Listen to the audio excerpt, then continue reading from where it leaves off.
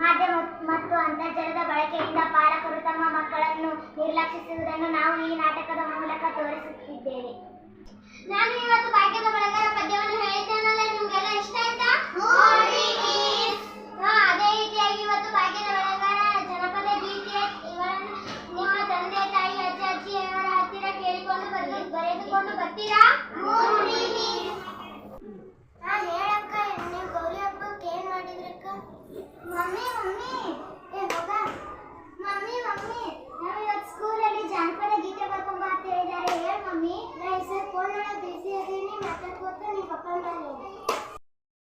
ಪಪ್ಪ ಏನು ಪಪ್ಪ ನಾವು ಇವತ್ತು ಸ್ಕೂಲಲ್ಲಿ ಜನಪದ ಗೀತೆ ಹೇಳಿದ್ದಾರೆ. ಹೇಳ್ಬೇಕು, ಬರೀತೀನಿ.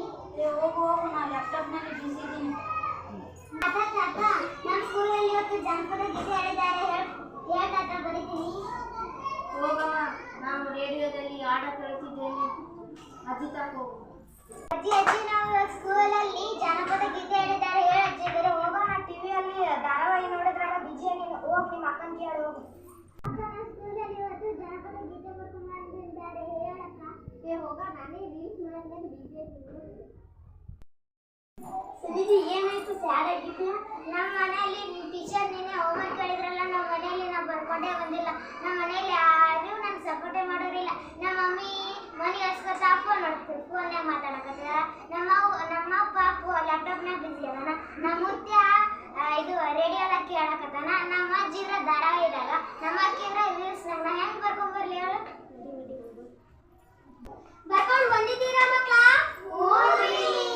ರಂಜಿತಾ ಸನ್ನಿಧಿರಿ ಹೊರಗೆ ಕೂತಿದ್ದಾರೆ. ಹೌದಾ ಸನ್ನಿಧಿ, ಯಾಕೆ ಸ್ಯಾಡ್ ಆಗಿದ್ದಿಲ್ಲ? ಮಿಸ್ರಿ ನೀವು ನಿನ್ನೆ ಹೋಮ್ವರ್ಕ್ ಕೊಟ್ಟಿದ್ರಲ್ಲ, ಅದು ನಾವು ಮಾಡ್ಕೊಂಡೇ ಬಂದಿಲ್ಲ ಮಿಸ್ರಿ. ನಮ್ಮ ಮನೇಲಿ ಯಾರು ನನಗೆ ಹೇಳ್ಕೊಡೋರಿಲ್ಲ. ನಮ್ಮ ಮಮ್ಮಿ ಫೋನೇ ಮಾತಾಡಕೋತ ಮನೆ ಒರ್ಸಕತ್ತಿದ್ದಾಳೆ ಮಿಸ್. ನಮ್ಮ ಅಪ್ಪ ಲ್ಯಾಪ್ಟಾಪ್ನಾಗ ಅದಾನ್ರಿ. ನಮ್ಮ ತಾತ ರೇಡಿಯೋ ಕೇಳಕತ್ತಾನ್ರಿ. ನಮ್ಮ ಅಜ್ಜಿ ಧಾರಾವಾಹಿದಾಗ ಅದಾಳ್ರಿ. ನಮ್ಮ ಅಕ್ಕ ರೀಲ್ಸ್ ಮಾಡಕತ್ತಾಳ್ರಿ. ನಾ ಯಾರನ್ನ ಕೇಳ್ಬೇಕು ಹೋಲಿ ಬಾಬಾ.